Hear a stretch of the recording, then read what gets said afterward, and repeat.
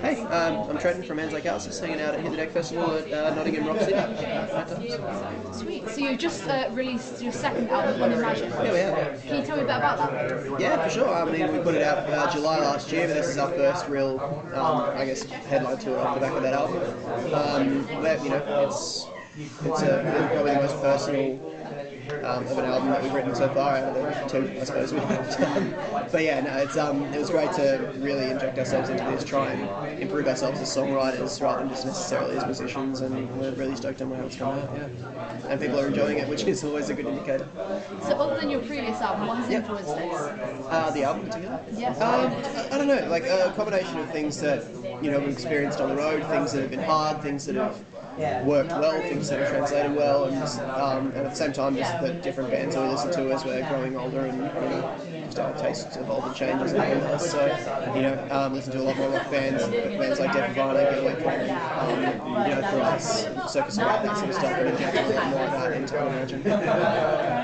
So you played Hit the Deck yesterday in Bristol. Yeah. How was that? It was awesome. It's an unusual setup. Just the whole having a bunch of different indoor venues, which is it's fantastic. But just kind of walking from place to place has got a little bit weird. I'm like, I'm so fucking lost right now. It takes over the city. It does. It's really cool actually. It's a cool environment. It's great to see that can happen without copious amounts of noise complaints and traffic problems. So. And you played here today. Dare I ask, which was better, yesterday or today? I have to say today, I think.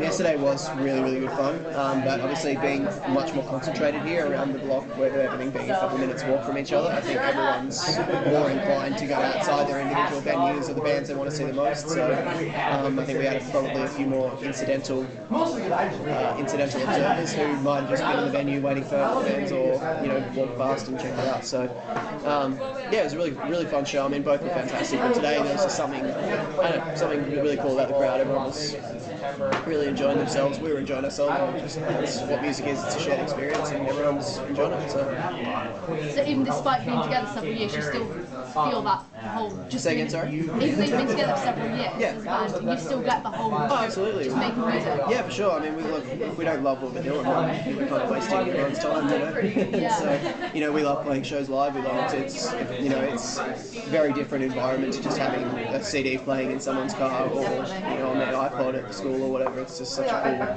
cool thing to be actually share it live, have people sing back the things that mean so much to us personally. It's fantastic. So do you prefer playing gigs or festivals? Because festivals you don't come to sound check, but you get to see so many people. I think we do generally prefer gigs because they are a bit more intimate, but at the same time we've played some incredible festivals just to stupid amounts of people, so it's kind of there's a balance to both. I'm personally not a huge fan of going to festivals on my own. I much prefer gigs, but I mean that's the great thing about having an indoor festival like this, is it is pretty much just a bunch of gigs happening at the same time next to each other, so it kind of gets the best of both worlds, for sure.